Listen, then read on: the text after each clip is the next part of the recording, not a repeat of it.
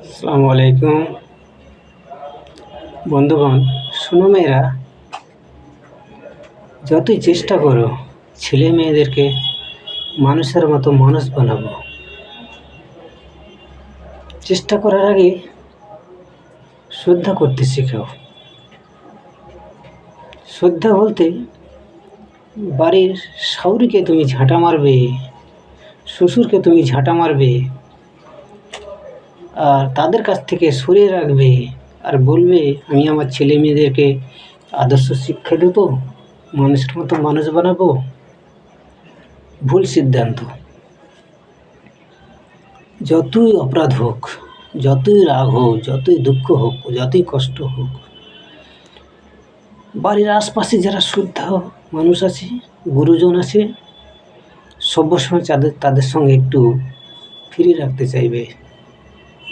একটু কিছু হলে বলবে এই তোর দাদির কাছে যাবি না, এই তোর দাদুর কাছে যাবি না, এই তোর এর কাছে যাবি না, এই তোর চাচার কাছে যাবি না, তোর কাকার কাছে যাবি না, তোর চাচির কাছে যাবি না।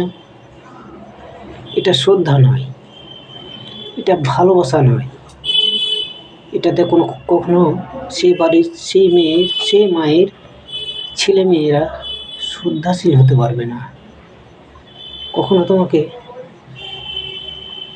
মানতে পারবে না। তুমি যেমন তাদেরকে মানছো না, সেও তোমাকে মানবে না। তাই বন্ধুগণ, খুব দুঃখই বলতে হয়, আজকালকার ছেলে মেয়ে কি করে মানুষের মতো মানুষ হবে? তার মা তো গুরুজন মানে না, গুরুজন মানে চেনে না। ও শুধু একটাই জানে যে আমাকে আমার বাপ মায়ের খেয়াল রাখতে হবে, ভাই বোনের খেয়াল রাখতে হবে, শুধু এটাই জানে।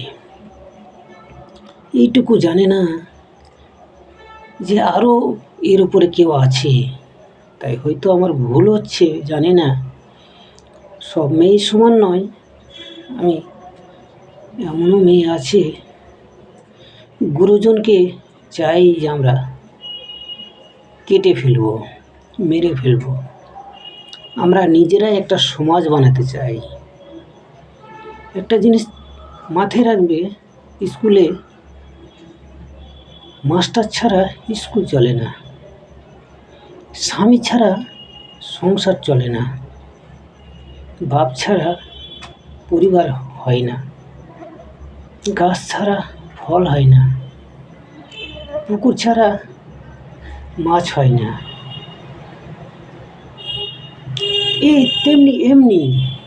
এমন টাইপের সব কিছু সিস্টেম আছে।